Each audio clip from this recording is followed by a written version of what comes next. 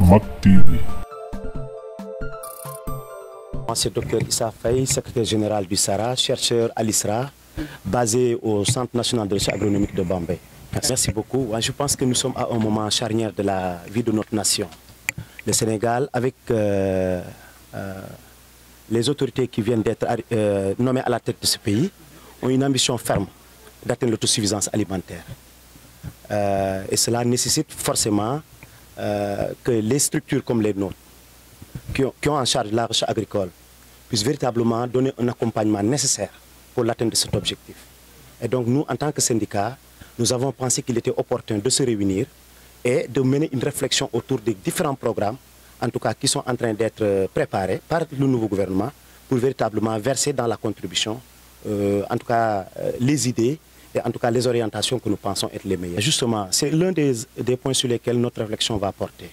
Comment faire pour que véritablement nous ayons une recherche agricole qui soit financée par notre budget national?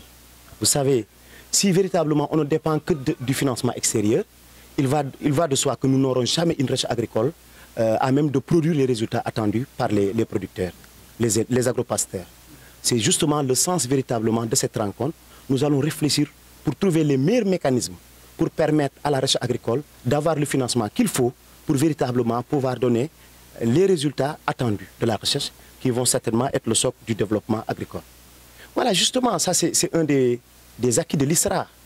C'est qu'aujourd'hui, pour réduire la facture d'importation du blé, l'ISRA a fait sortir de nouvelles variétés qui sont adaptées à nos conditions de culture. Ces variétés de blé, aujourd'hui, sont en train d'être produites et vont véritablement être mises à la disposition des producteurs.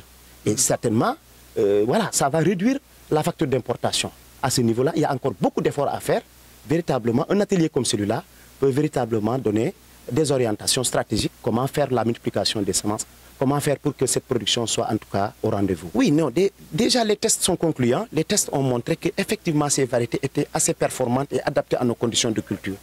L'ISRA va certainement faire les semences de pré-base et ces semences de pré-base vont aller entre les mains des multiplicateurs de semences qui vont rapidement multiplier ces semences et comme ça, au niveau de la vallée, on va avoir véritablement de grandes parcelles de production de blé et je pense que très prochainement, le blé va commencer à être en tout cas une des spéculations qui sera produite au Sénégal.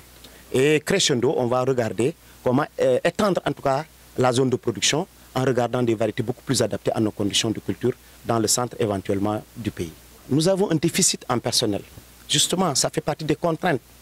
C'est-à-dire qu'on ne peut pas prétendre à une souveraineté alimentaire dans un pays où le nombre de chercheurs, en tout cas à l'ISRA, tourne autour de moins de 120 chercheurs.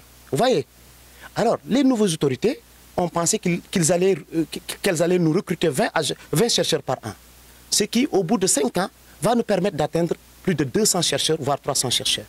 Et c'est justement des initiatives comme ça où nous voulons mettre le doigt dessus pour demander aux autorités, en tout cas, de véritablement soutenir l'ISRA dans ce sens-là.